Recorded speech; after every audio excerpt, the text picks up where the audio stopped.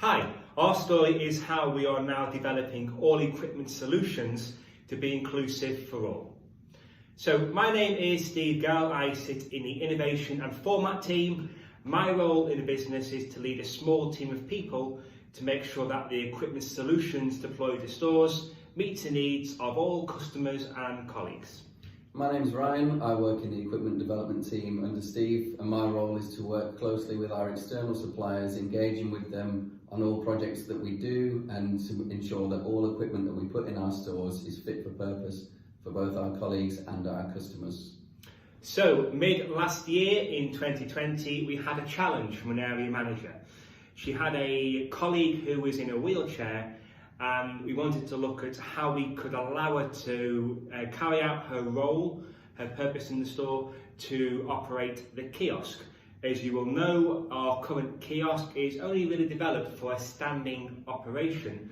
So after checking with stakeholders across the business to ensure the operation was protected and the colleague would be protected, we decided to embark on a new development.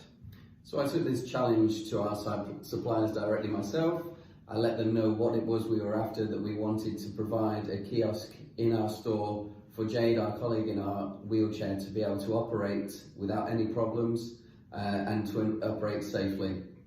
They had to do some redesigning work, thinking about DDA compliance to ensure that there was space for Jade to put her legs underneath, for example, and make sure it was comfortable for her to operate the till on a day-to-day basis. Once we've done the drawings, we managed to share these with Jade on a site visit, and she was excited about the prospect of the kiosk and being able to operate it herself. We then got the suppliers to manufacture and install this for the opening date of the store, and following this I went down to the store myself to visit Jade and see how she was getting on with the kiosk. Luckily her feedback was all very positive. She was very excited about it, and it allowed her to fulfill her duties without any issues. She did give us some good insight as to ways that we could improve the design moving forward, and this is certainly something that we are going to be looking to do in the near future. So following the work that Ryan had done and the deployment to the store, the update from Jade in the store, we gave an update to our team huddle, as many teams have across the co-op business. And Ali Jones was a guest in that huddle, and immediately she was very excited about the work that we're doing, and she put us in contact with Carly Tate to discuss how we could embed ourselves on our way of working with the Represent group.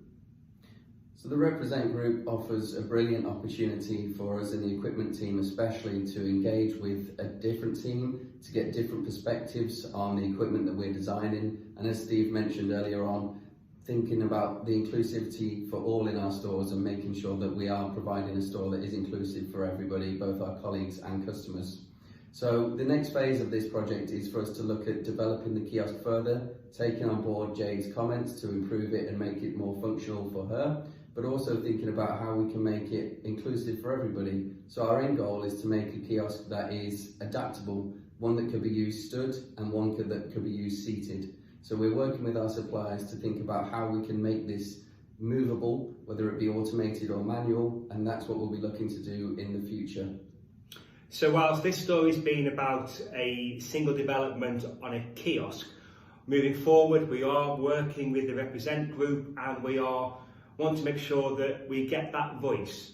The ability of that will mean that our solutions will be better designed and better focused on all colleagues.